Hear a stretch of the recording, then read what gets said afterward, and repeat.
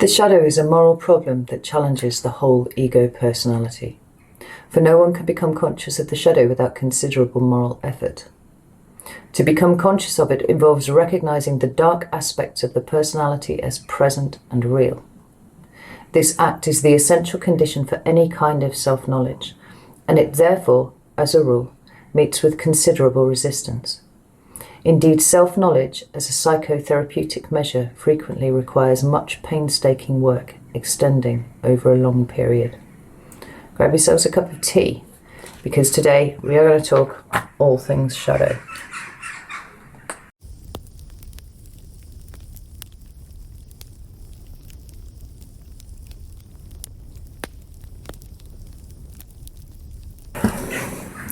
Welcome to Scorched Earth.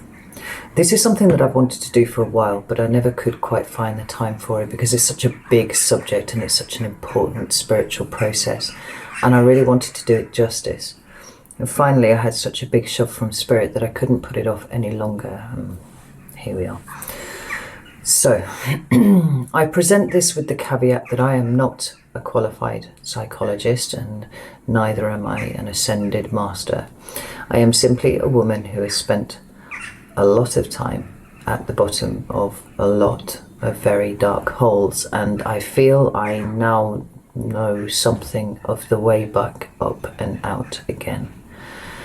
I present this information to you in the hope that something here proves useful to you in your endeavours to climb up and out of wherever you are. In this video we're going to lay the groundwork for the shadow. We're going to take what can seem to be a theoretical abstraction, and we're going to establish why it is relevant to every single person on the planet, and particularly right now. We're going to walk through what the shadow actually is. We'll look at where it comes from, why it's been playing a significant role in your life forever, and yet most are completely oblivious to its influence. We're going to look at why choosing to integrate it will unshackle you from self-imposed limitations and open up levels of awareness that you didn't even know existed. We'll dispel some myths about the shadow along the way and discover how working with it might just be the most empowering and liberating thing that you can do for yourself, for others, and mankind as a whole in this lifetime. We're going to look at the process of shadow work, and we'll explore some of the practical methods that you can use to open up a dialogue with this unseen part of you. I'm not going to dumb any of this down, but I will do my best to present it in a way that can be understood and that is relatable. There's going to be a lot of information here, so feel free to pause the video and reflect on what I've said if you feel like you need to, or watch it multiple times and take notes. Whatever your process is the right one. But be warned, right? Any kind of work on the shadow is a confronting experience. By definition, by very definition, you're not going to like what you see, not at all. It will make you uncomfortable and it'll challenge you, right? But on the other side of this process, there's empowerment, there's increased compassion, there's self-belief, there's emotional and mental clarity, peace, access to a deep well of resources that you can utilize to become more expansive in the way that you experience the world, access to resilience and to strength, the ability to understand the quote, "I'd rather be whole than good." So it starts like this. The term the shadow was coined by Carl Gustav Jung, and while he may have been the person to bring it to the attention of modern Western psychology, we can actually see the broad concept in operation culturally all over the planet in indigenous teachings. Right? I think shamanic soul retrieval has a lot in common with the idea of the shadow and its related work. And then we've got the yin yang, right? This complex relational concept of Taoist philosophy, right? Where yin and yang are seen as complementary rather than opposing forces that interact and form a dynamic system in which the whole is greater than the assembled parts, right?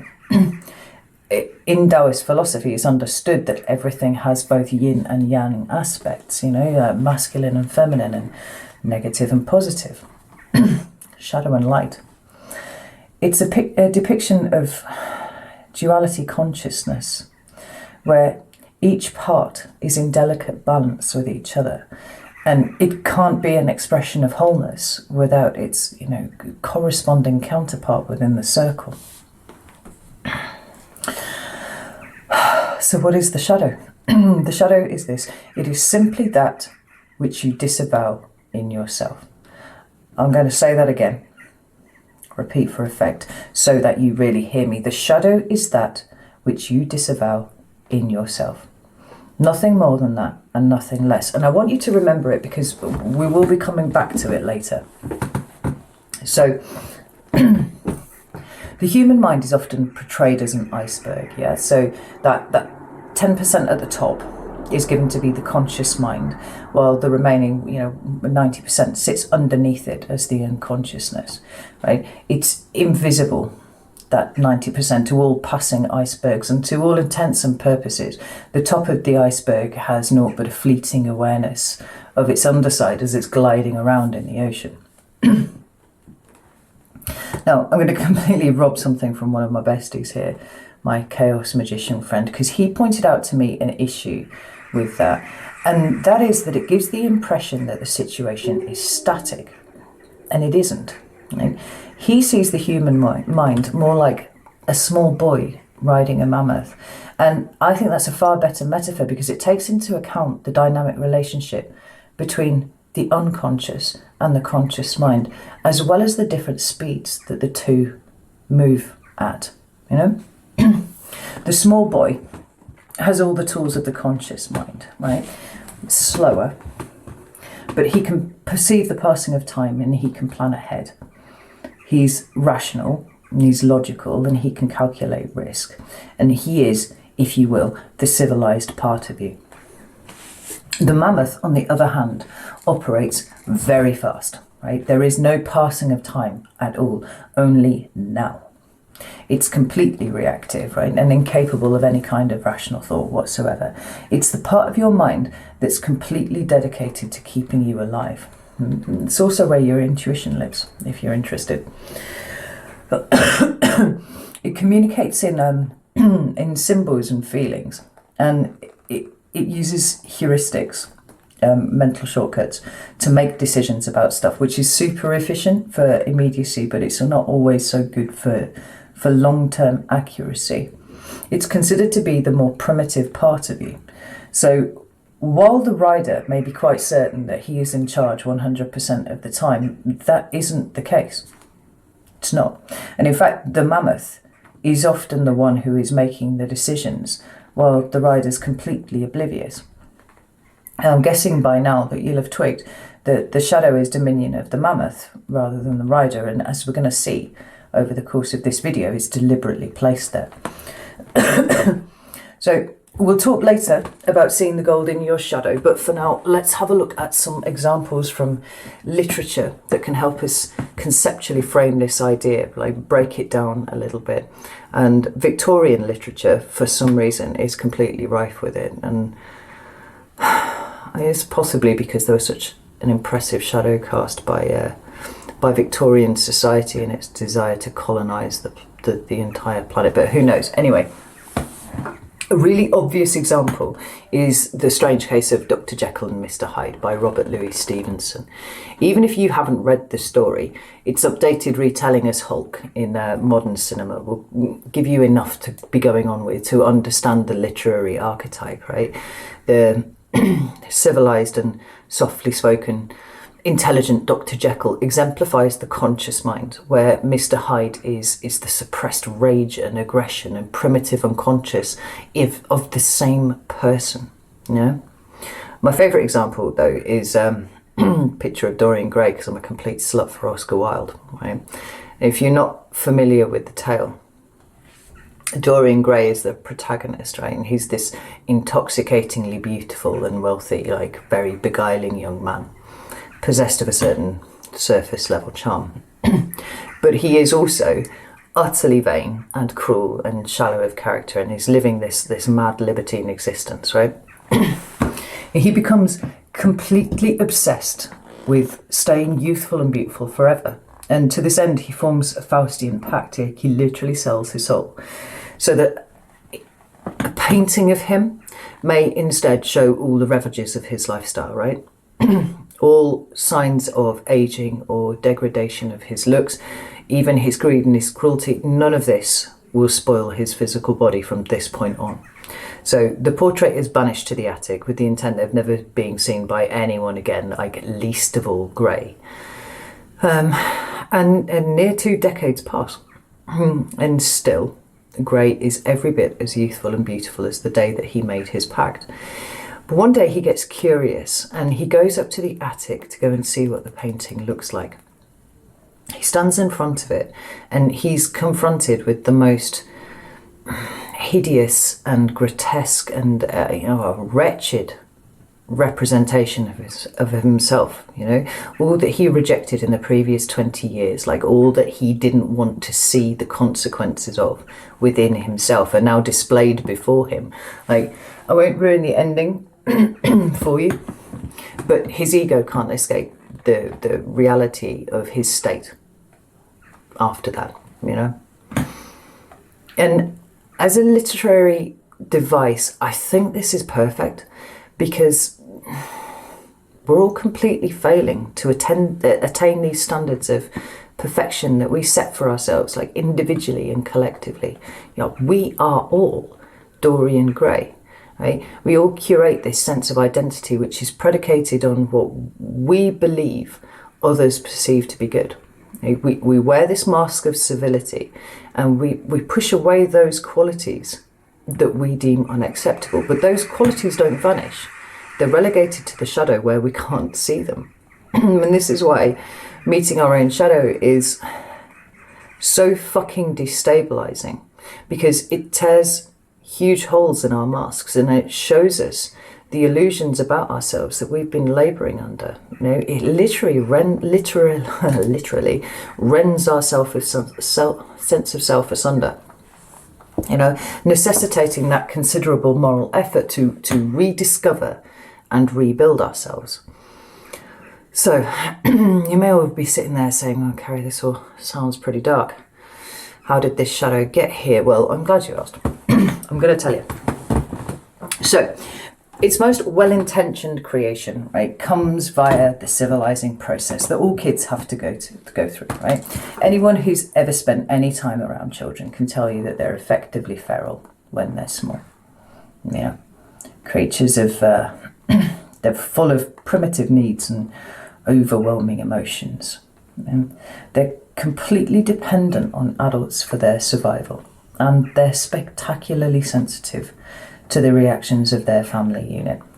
I think disgust is one of the reactions that a baby is hardwired to understand immediately, like literally from birth. And there's an important evolutionary purpose in that.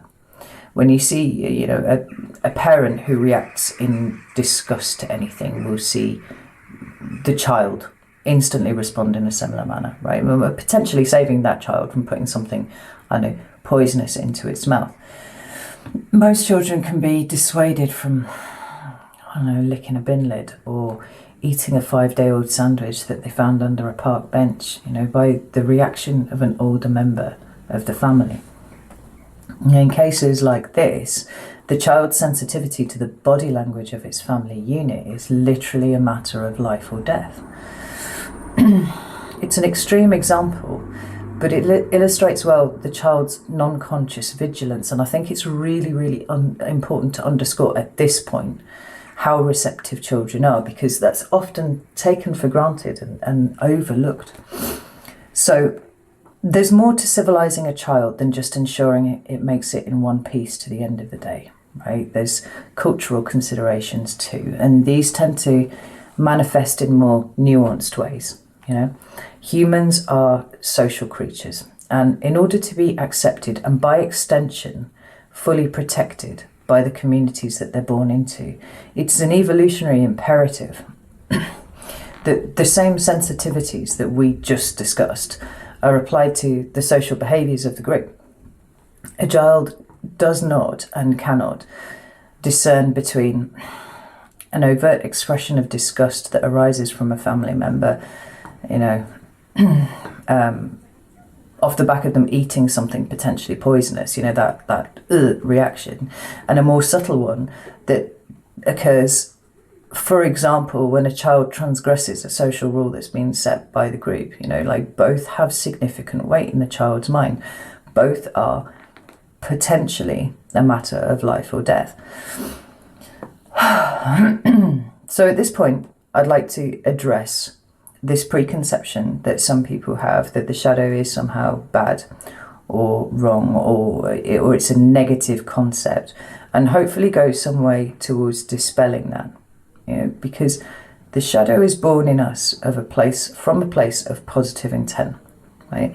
The civilizing process is highly sophisticated in its acceptance and execution by children, but it's also correspondingly incredibly simple. The child needs the protection of the bigger humans, and so eventually conforms to the social order imposed by those bigger humans. It's a situation that conditions us from a young age to value acceptance because of the perceived benefit that it brings us, and our respective mammoths, if you will, carry that forward into adult life. In each and every interaction and experience a child has, they're presented with a fork in the road. Like, do this and increase the chances of acceptance, or do that and reduce them. The positive intent that creates the shadow is creating a protective mechanism for the child as it navigates through its early years, while also imprinting on the child's mind the rule set for existence. This is how the world works. This is how you must behave to be accepted by people. These behaviours are virtuous and moral and just, and these ones are abhorrent, and people who exhibit them are, needy, morally inferior, or attention seeking. And for you to engage in those behaviours will ultimately lead to rejection. We embrace these behaviours within ourselves and others, and we plant our flags with this tribe, and we say, I identify with these people, I am one of these people. And at the same time, those unacceptable traits in ourselves and others are completely rejected, and we claim that we don't identify with them at all.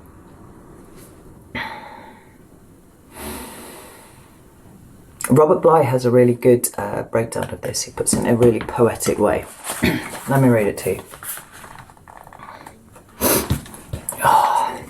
So this is from the book, Little Book on the Human Shadow by Robert Bly. And it's chapter 2, The Long Bag That We Drag Behind Us. When we were 1 or 2 years old, we had what we might visualise as a 360-degree personality. Energy radiated out from all parts of our body and all parts of our psyche. A child running is a living globe of energy. We had a ball of energy, all right. But one day we noticed that our parents didn't like certain parts of that ball. They said things like, "Can't you be still?" or "It isn't nice to try and kill your brother." Behind us we have an invisible bag, and the parts of us our parents don't like, we, to keep our parents' love, put into the bag. By the time we go to school, our bag is quite large. Then our teachers have their say. Good children don't get angry over such little things. So we take our anger and we put it into the bag. By the time my brother and I were 12 in Madison, Minnesota, we were known as the nice Bly boys. Our bags were already a mile long. Then we do a lot of bag stuffing in high school. This time it's no longer the grown-ups that pressure us, but people our own age. I lied all the way through high school automatically to try and be more like the basketball players. Any part of myself that was a little slow went into the bag. My sons are going through the process now. I watched my daughters, who were older, experience it. I noticed with dismay how much they put into the bag, but there was nothing that their mother or I could do about it. Often my daughters seemed to make any kind of decision based on fashion and collective ideas of beauty, and they suffered as much damage from other girls as they did from men. So I maintain that out of a round globe of energy, the average 20-year-old ends up with just a slice.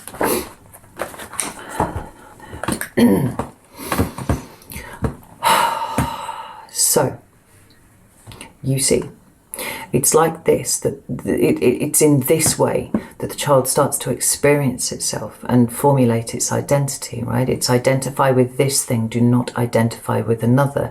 It's actually a corruption of the purity of the yin-yang, though, because those parts of us that we don't like become experienced as oppositional, not complementary. You know, that within us, which brings us personal benefit and acceptance, is embraced, and that within us that does not is hidden. But just as Bly wrote so beautifully there, that process leaves us with a mere sliver of who we actually are by the time we hit adulthood. You know, so much of our character, our God-given characteristics, are relegated to the shadow that we don't know ourselves in a state of wholeness. We've trained ourselves not to see those parts of our character. But just like Dorian Gray, we all have a metaphorical painting somewhere that holds everything about ourselves that our social conditioning has caused us to reject. That, my darlings, is your shadow. Now, you'll recall that right at the beginning of this video, I made reference to the well-intentioned, like inadvertent construction of the shadow through the civilizing process, right? But obviously there are other ways, and these are less well-intentioned. Like the shadow can see its birth arise here through a myriad of behaviours from caregivers that span neglect and abuse to like narcissistic overindulgence, and literally covers everything in between. I'm not going to dwell on this because I don't think that we need to enumerate the thousands of ways that children are intentionally or recklessly harmed by adults. But what I will say, though, is that children who have endured abuse can often maintain the mindset that creates potentially for the rest of their lives. They're stuck in survival mode forever, in not trusting anyone and punishing themselves, like stuck in this repetitive loop of hypervigilance and bias confirmation, because the life experience is framed early on within the parameters of suffering and rejection and shame, betrayal, humiliation, you know, the controlling behaviours of others.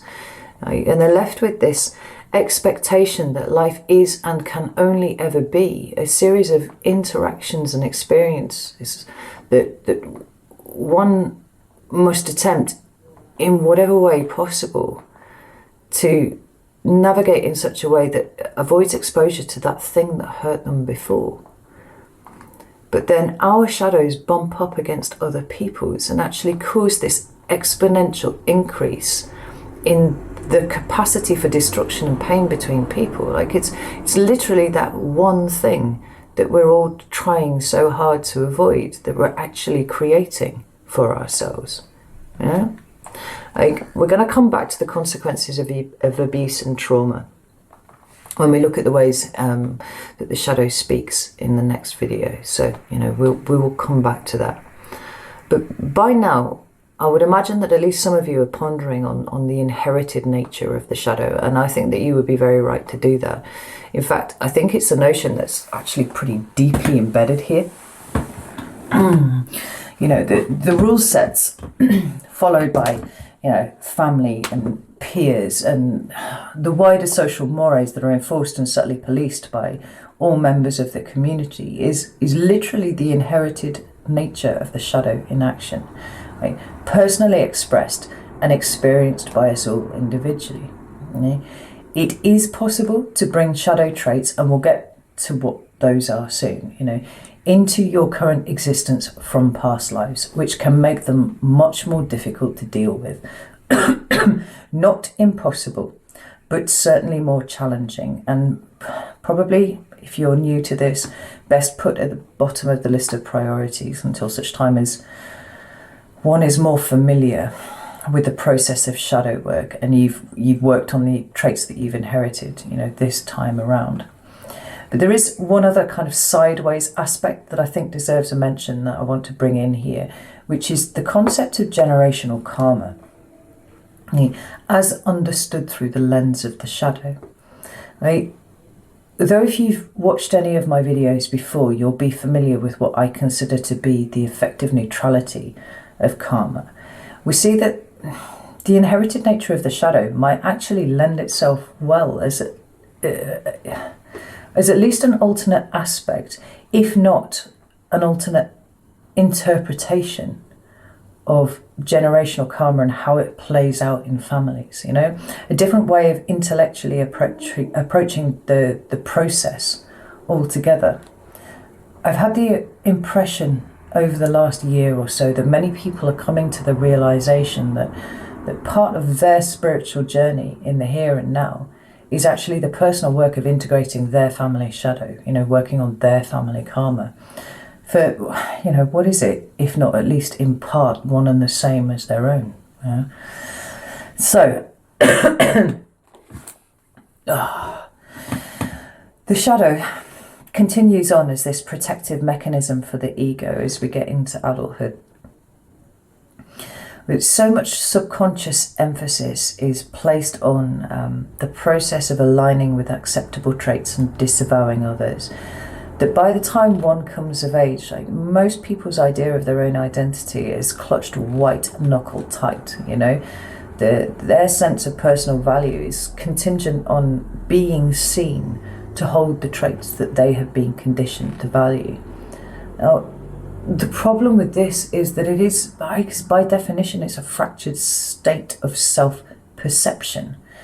And it also means, for the most part, that the majority of people walking this planet have an ego as brittle as glass.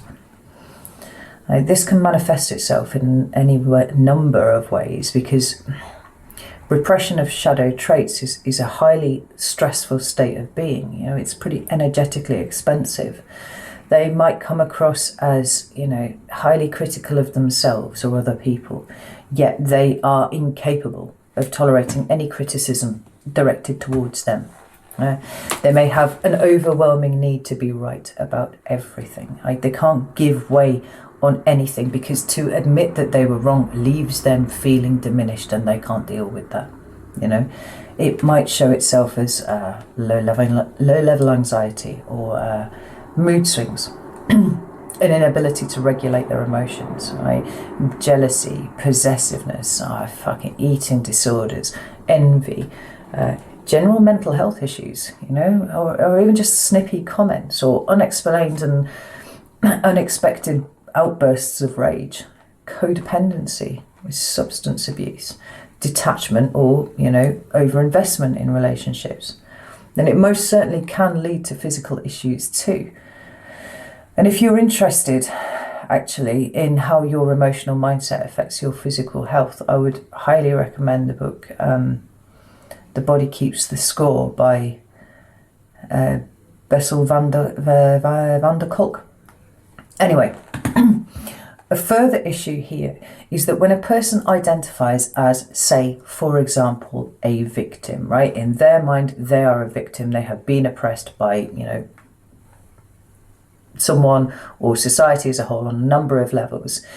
It never occurs to them at any point that they could be being a bully or an oppressor in some aspect of their dealings with other people. Someone who absolutely despises being controlled may inadvertently control someone else because they're completely unaware of their shadow. But ultimately, all of this comes from a place of fear. For almost everyone, the subconscious fear of having to see themselves clearly, with all vanity filters removed, is a thought so frightening that the ego will put everything that it has into avoiding that outcome, because it's got the potential to lead to rejection, and rejection equals death, you know?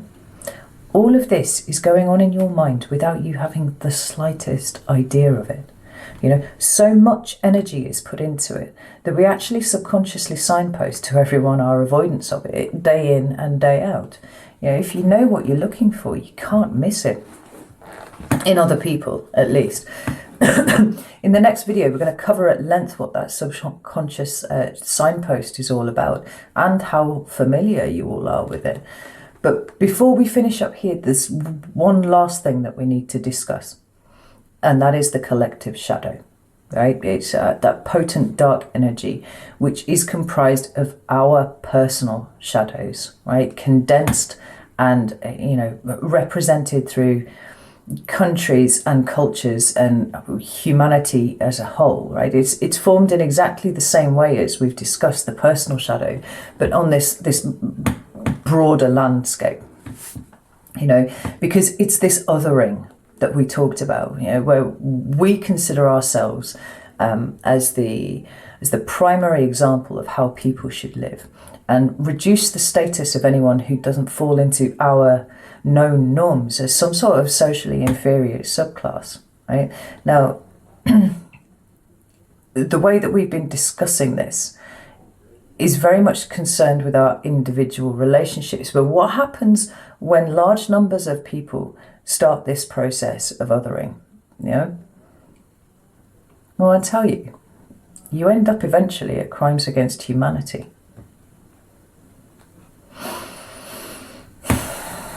It starts with an insidious and quiet process of dehumanization. It takes time, a long time. It's that othering taken to an extreme, you know, based on race or ethnicity or political beliefs, you know. It's the stratification of society, you know, caste systems, class systems, you know, policing of speech or even languages spoken, you know, removal of rights, seizures of lands, displacement of peoples, concentration camps, re-education camps, the transatlantic slave trade, you know, genocide, Rwanda, Bosnia, Cambodia, Germany, the rape of Nanking, you know, the genocide of the Native Americans, you know, the extent of which is still being revealed as more and more bodies of Native children are found. Armenia, the Holodomor in Ukraine. I mean, yes, I know these are all extreme examples, but these events didn't just happen. You know, Kristallnacht in 1938 is largely given to be the beginning point of the process of the systematic extermination of the Jews by the Germans, right? But don't think for just a second that your average German, like a person just like you and just like me, woke up one morning, stretched and thought, oh, I haven't got anything on tonight. I might just go and participate in the rounding up of 30,000 Jews and intern them in a concentration camp. Or, ooh, that Hitler chap really is onto something with his final solution idea, apropos of nothing. These events came about by the weaponization of our disposition, our predisposition to othering, you know, either a cultural leaning towards deciding one subset of people lack our civility or are, you know, inferior in some way or another, or else by way of a sustained campaign by one group judging the fuck out of another, or both, you know.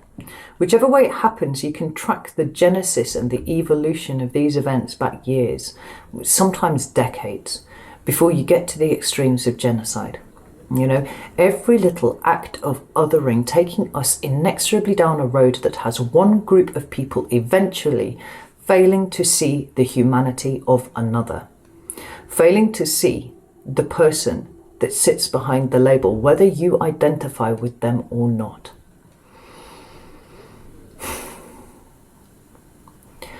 The collective shadow is springing up in all sorts of ways right now, and it's really gained momentum over the last couple of years.